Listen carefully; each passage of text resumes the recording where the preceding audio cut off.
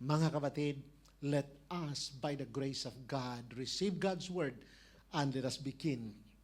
Let us begin the real blessed and happy man life.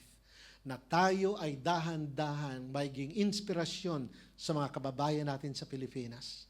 Ang solution is no other than to make the right decision. Avoid what God wants us to avoid and then make a decision to go towards the right direction. Ang right direction ay Word of God. Kaya may gawain katulad nito. Kaya hindi tayo tumitigil. Araw-araw, puro Word of God.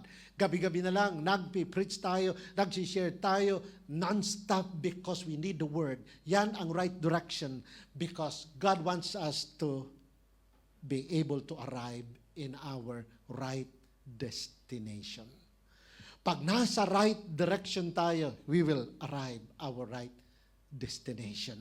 Nung tayo ay papunta ng Ilat, tinitingnan ko sa aking apps kung yung driver ba ay tama ang direction. Baka naman siya ay iba ang pupuntahan at hindi Ilat. Kaya sinicheck ko palagi, isang oras pa.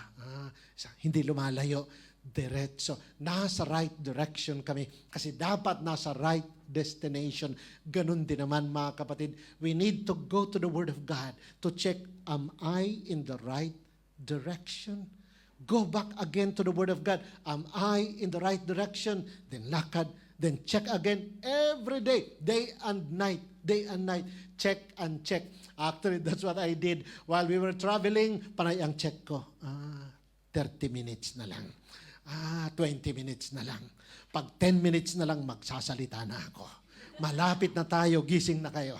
Dahil ano na tayo, magbibigay ng instruction na huwag kayong mag-alala, may tutulugan kayo. Pag nasa destinasyon tayo, stable tayo. Nakatulog, may room naman kayo lahat, yung sumama. Kasi nasa right direction tayo. At nakakain naman kayo ng breakfast. At nabusog naman. Fruitful.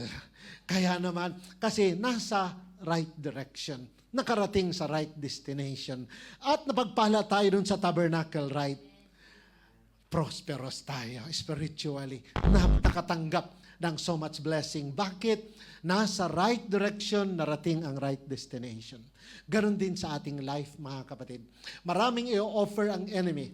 Just like what the enemy is offering today to many. Na makiparty kayo dito. Makiparty kayo sa ganitong direction. Mga kapatid, tama. Nagkaroon tayo ng right decision. Na ating susugan ang right direction para maabot natin ang right destination to be happy men and women.